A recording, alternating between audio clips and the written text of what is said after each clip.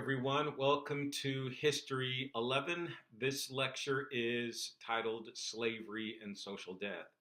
And what we're going to do in this lecture is we're going to draw upon some of the things that we've previously learned, particularly in British slavery, world slavery, and what we learned in terms of hegemony, soft power, and hard power in our discussion of Native Americans in that lecture, Custer Died for Your Sins. And so we're going to try to sort of explore how hard power and soft power worked within the process of slavery and why slavery as an institution needed to be destroyed in the United States.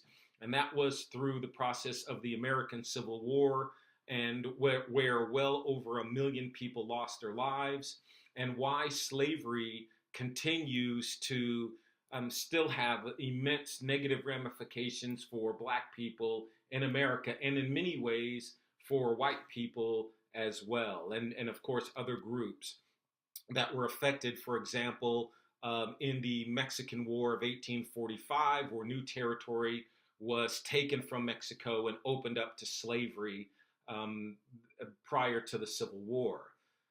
The first thing we need to do is to discuss the elements of slavery, and they begin with this fundamental concept of power. So the first thing you need to know is that all human relationships are structured in some way and defined by the relative power of interacting persons. So it doesn't matter what your personal relationship is with another individual, whether it's your parents, whether it's with your professors, teachers. It doesn't matter whether it can be as forceful as the police or as benign as your own brothers and sisters. All relationships are defined by the amount of power that you can exert on someone else and that power that can be exerted upon you. And this other concept that power exists within a social relationship that allows one to carry out one's will even against resistance and regardless of the basis on which that opportunity rests. So what Max Weber here is talking about is the idea that real power is that when someone exerts power, the other person does not have the ability to fight back or to resist that power. So this is a fundamental aspect to slavery, that slavery is fundamentally built on this concept of power.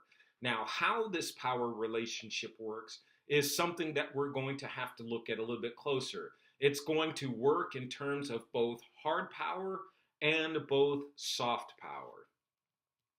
So in order to do that, we've got to look at some internal relations of slavery. So let's take a look at exactly what power is. Power is defined as that opportunity existing within a social relationship that permits one to carry out one's will even against resistance and regardless of the basis on which that opportunity exists.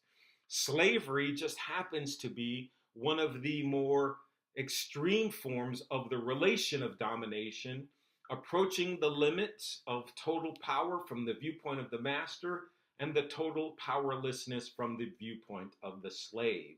And so what we're literally talking about here is the fundamental concept that there are power relationships, and slavery happens to be the most extreme form of this power relationship that exists between individuals. Now, what we need to be concerned with here is how that power is wielded. Power can be a messy and ugly business.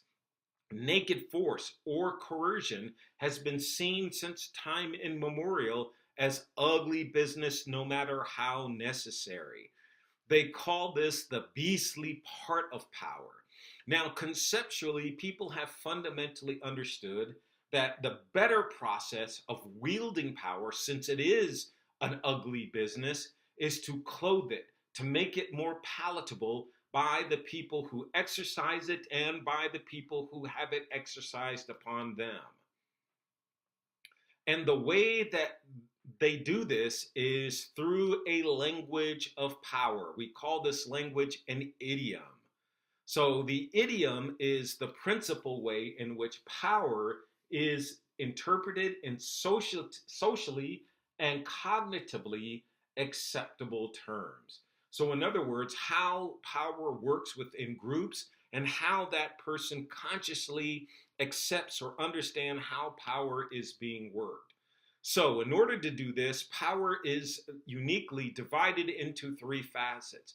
There is social power, power that involves just the mere threat of violence from one person to the next, psychological power or influence, the capacity to persuade a person to change their way of life or their habits, to see that that change is in their interest and in a choice to better their own personal circumstances.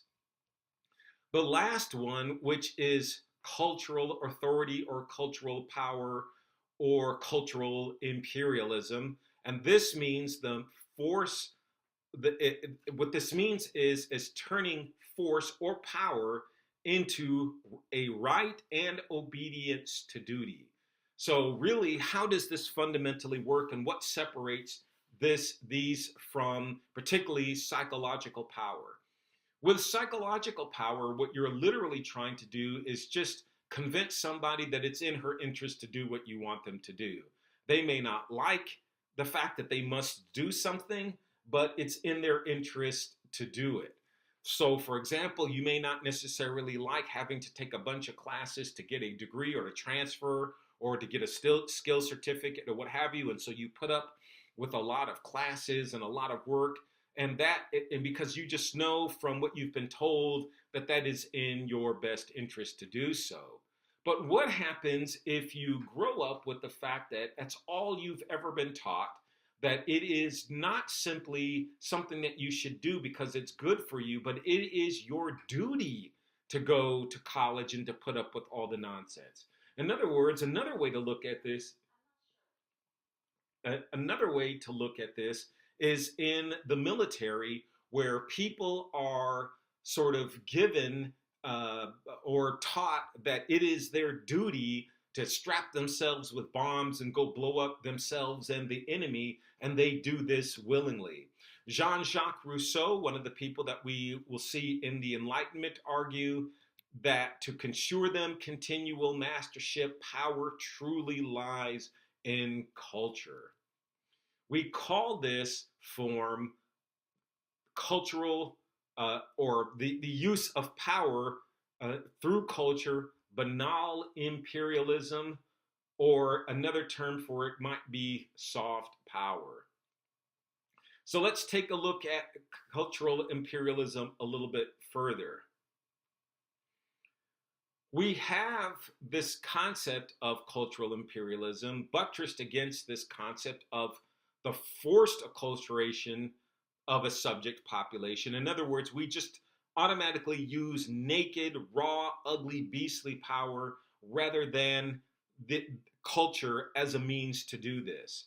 So, culture as a source of power is the voluntary bracing of a foreign culture by individuals who do so of their own free will.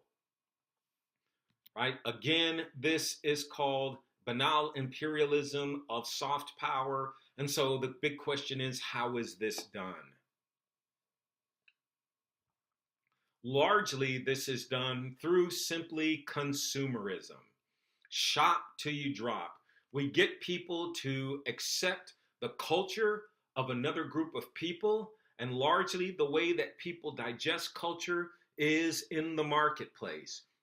You buy the foods, you eat the foods, you buy the clothes, you wear the clothes, you attend the concerts, you watch the movies, you look at the television shows, you adapt that sort of milieu, that cultural milieu, as your own. So you can identify with that culture. So I'm quite sure that some of you might have come from a foreign country as youngsters or even as older, and then slowly over time, you've either witnessed your children, your brothers and sisters, or even your parents adopting American cultural norms, right? So to a degree, that even your children or your brothers and sisters or what have you identify more with the culture that they're living in, the present culture, which would be American culture, more so than they do with adopting or maintaining the culture from their own particular countries. Now, what we do is we call forced acculturation beastly power because this is what it is. This is nasty business, right? The upper left photo is from photographs from the Philippine insurrection in 1899, where Filipinos wanted to have their own country, and the United States came and literally lined people up and shot them. The photograph to the bottom left is from a photograph from Vietnam. The photograph from the upper right is the Panama invasion. The photo down on the bottom right is the Spanish-American War, where we attacked Spain in Cuba, and we took Cuba as our own particular territory. And that photograph in the middle is the U.S. invasion of Grenada.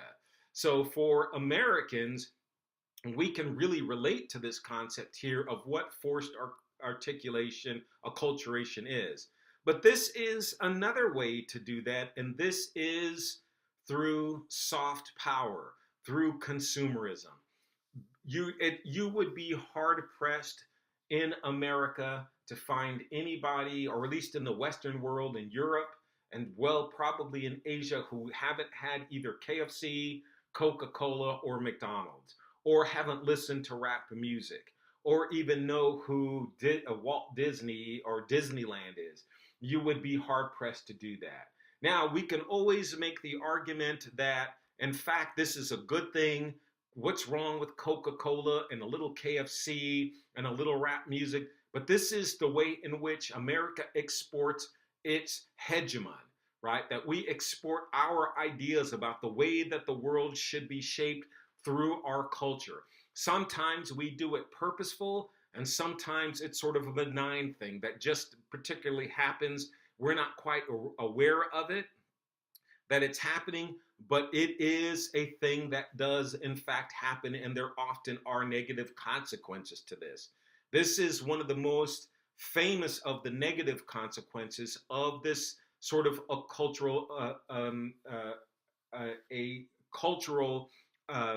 appropriation, or this cultural imperialism that has taken effect. Now, this is anime. Now, if you look at anime, you will notice that there's something really fascinating about this. Anime is a style of cartooning in Japan. And if you notice this, that the features of the person here are clearly not Asian or Japanese.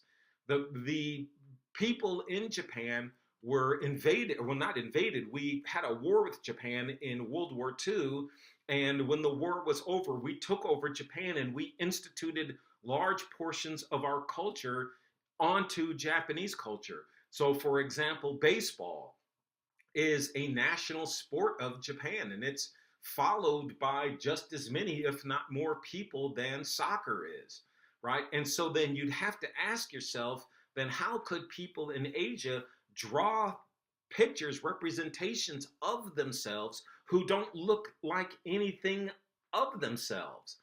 This is the real problem with cultural imperialism, that the people begin to identify with the hegemonic state rather than their own people. Here is another example of this idea of cultural hegemony. This photograph was taken sometime in the late 1880s, and these are Native Americans who were taken off the reservation and brought to a school to be educated, to be literally to be turned into Americans. And so the first day of school, this group, they had their photograph taken. And then after the first term of the year was over, they brought these Native Americans back for another photograph, and here they are.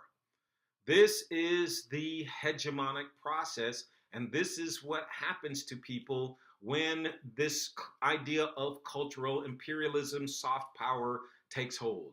So I have to just sort of overemphasize this sort of understanding that cultural imperialism, soft power, is just as powerful as hard power. Now, how does this pertain, this concept of power, relate to slavery? We'll get there in a moment, but we have to discuss this particular idea here of slavery and the idea, the concept of a free person. In the West, we have this sort of ideology that has grown over time since the Enlightenment, that individuals are in essence free people. That once you become 18 years of age, you're free to discover the world and go about your business. You're a legal person and you can leave your house and do pretty much whatever you want. Well, that isn't necessarily the case in non-Western societies, where there is no such thing as an ideology of a free person. And what we mean by this is that in non-Western societies, people saw their relationships in terms of power, claims, and privileges determined by the amount of power or authority that people had over them and that they had over other people. The best way to kind of explain this is the parental lineage. So you have grandparents who have claim over you, and if you have children, or when you have children, you will have claim over those children. So think about this in a long line.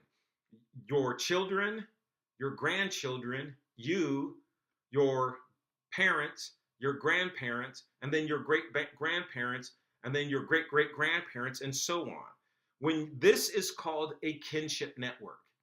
And what this signifies in non-Western societies is that each person who is above you has a claim of ownership over you. In other words, you are my child, right? And that person has a parent who says, you are my child. So everybody is embedded in a network of protective power. So if someone were to say in non-Western slaveholding societies, you belong to me, the obvious answer would be, no, I belong to my parents and their parents belong to their parents, right? So this is the kinship network. An African tribe called the Ashanti had a saying that if you have not a master, the beast will get you. So while you're embedded in a network of protective power, everyone automatically has a master. So in non-Western societies, people did not wish to be free because freedom in the East, in non-Western societies, was the quickest way to slavery. So how would that be conceptualized? You could not legitimately be a slave unless that kinship network was completely severed. Because as long as you were part of a kinship network, someone had ownership or claim of right over you. So, for example, if you were captured as a young child and in an African society and brought into slavery, somebody could see you and say, oh, there is my son or my grandchild, that person belongs to me, and that person would have been given back to that individual. Or if the person didn't have parents, or let's say they were killed in war or some calamity, and if that person was taken into slavery in Africa, that person would become part of the kinship network within that family. So whatever family it has that person as a slave, they are embedded in a network of protective power. And so no harm can come to that person as long as they're embedded in a network of protective power. And that is what makes slavery in Africa so diametrically different than what we would see in, let's say, Greece or in Rome or in British North America or French North America or the French Caribbean or the English Caribbean.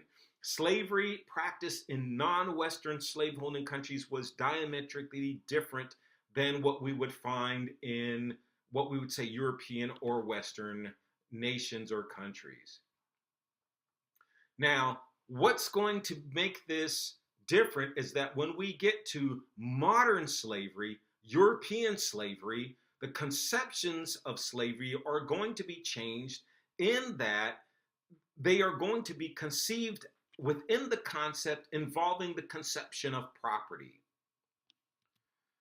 So what we're going to see is this fundamental role of property being introduced into slavery in Western societies. And this concept of property is going to be the thing that is going to unloosen, to cut off the kinship network, making slavery viable, right? Or to justify slavery in the modern world.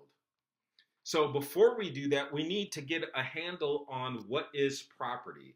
So property is defined as anything owned by a person or a corporation.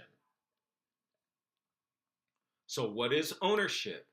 An absolute right in things tangible or intangible. So property is anything owned. What is ownership? A right in things tangible and intangible. How are your rights to that property going to be adhered to or accepted? They are going to be accepted by society via the social contract. In Western societies, a social contract, and we can see this with the ideas of John Locke and Rousseau and others through the Enlightenment, that the fundamental role of government is going to be the maintenance of private property. So once you get captured into the slave system in the West, you can argue that someone in your kinship network has ultimate right of ownership over you, but in the Western societies, they don't have this concept of the kinship network in exercising ownership.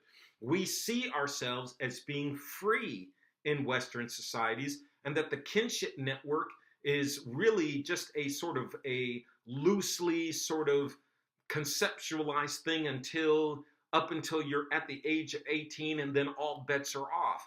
And so literally we could argue here that the fundamental role in Western society in many ways was modeled in order for this process by which people could claim ownership of other people, the absolute right in things tangible or intangible.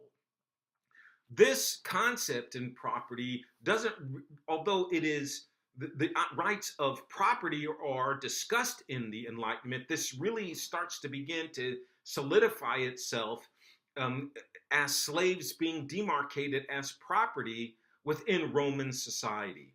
Romans were unique in the fact that they had a slave society, and they introduced this concept of property as a means to distinguish slaves from non-slaves. So legally, you could see, or just theoretically, you could see a person, but legally, a person would be designated as a status as a slave or as a free person. If you are a free person in Roman society, you have certain rights. Outside of that, if you are a slave, your rights are greatly limited. Now, the Romans had figured out that the kinship network was uniquely important and problematic for them to literally do this thing of slavery, because they understood that really property involved, or this right of ownership involved or connected people through this kinship network. So their fundamental goal was to sever the kinship network. So they came up with what we call a legal fiction dominion or absolute ownership in personal things or within people. This is going to be a judicial problem for the next thousands of years, where people would be arguing on whether or not actual people could be designated as property. People will argue that there is a fundamental difference between a human being and, let's say, a chair or a desk or an automobile. But if you really think about it, the Romans were onto something here, because what they would be arguing is that, look, you have ownership of a horse, a, you have ownership of all sorts of animals, oxen. So what makes an oxen fundamentally different than having ownership of a human being? What this really is, and if we think about it and get to the heart of the matter, it calls into question, right, what Rousseau argued was this sort of fundamental thing, that maybe this concept of the private ownership of property is something that is unworkable. Native Americans did not have a concept of the private ownership of property. Many African societies had no concept of the ownership of property.